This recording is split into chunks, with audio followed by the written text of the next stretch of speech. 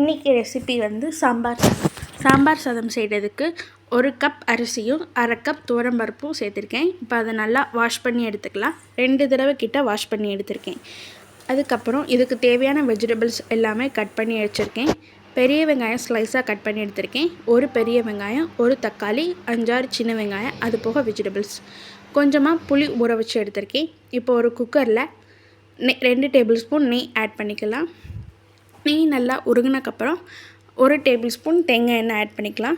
தேங்காய் எண்ணெய் வந்து நல்லா ஃப்ளேவர் கொடுக்கும். ஸோ 1 டேபிள் ஸ்பூன் மட்டும் ஆட் பண்ணிக்கலாம். எண்ணெய் நல்லா சூடானக்கப்புறம் கொஞ்சம் பெருஞ்சீரகமும் கொஞ்சம் கடுகு உளுந்தம் பருப்பை ஆட் பண்ணிக்க போகிறோம். கடுகு நல்லா பொரிஞ்சக்கப்புறம் 1 கொத்து கருவேப்பிலை சேர்த்துக்க போகிறோம். அதுக்கப்புறம் பெரிய வெங்காயத்தை ஆட் பண்ணிக்க போகிறோம். பெரிய வெங்காயத்தை நல்லா வதக்கணும். நல்லா கோல்டன் ப்ரௌன் ஆகிற வரைக்கும் வதக்கணும். அதுக்கப்புறம் 1 பச்சை மிளகாவை கீரி எடுத்திருக்கேன், அதை ஆட் பண்ணிக்கலாம். அப்புறம் சின்ன வெங்காயத்தையும் ஆட் பண்ணிக்கலாம். இப்போ இதை நல்லா வதக்கினதுக்கப்புறம் 1 வெள்ளைப்பூடை குட்டி குட்டியாக நறுக்கி வச்சுருக்கேன், அதை சேர்த்துக்கலாம்.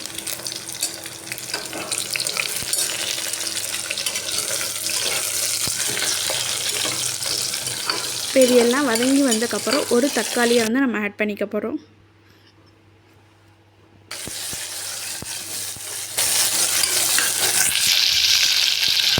தக்காளி வதங்கினதுக்கப்புறம் எல்லா வெஜிடபிள்ஸையும் இதில் வந்து சேர்த்து வதக்கிக்கலாம்.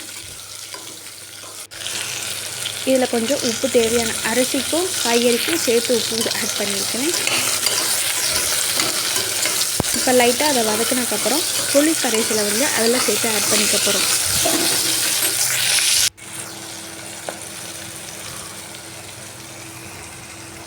இப்போ 1/2 டேபிள் ஸ்பூன் மஞ்சள் தூள், 1/2 டேபிள் ஸ்பூன் கறி மசால் பொடி, கொஞ்சமாக பெருங்காய பொடி, 1/2 table spoon sambar powder, 3/4 table spoon மிளகாய் பொடி சேர்த்துருக்கோம்.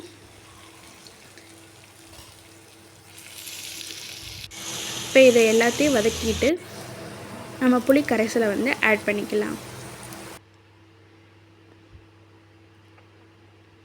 இப்போ தண்ணி வந்து 4 டம்ளர் அளவுக்கு நான் தண்ணி வந்து ஊற்றிருக்கேன்.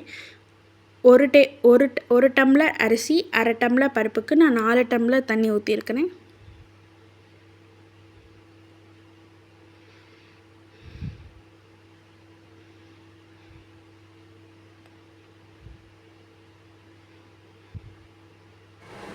இப்போ நம்ம இதில் அரிசியும் பருப்பையும் சேர்த்து ஆட் பண்ணிவிட்டு குக்கரை வந்து 5 விசில் வர வரைக்கும் நம்ம வந்து ப்ரெஷர் குக் பண்ணணும்.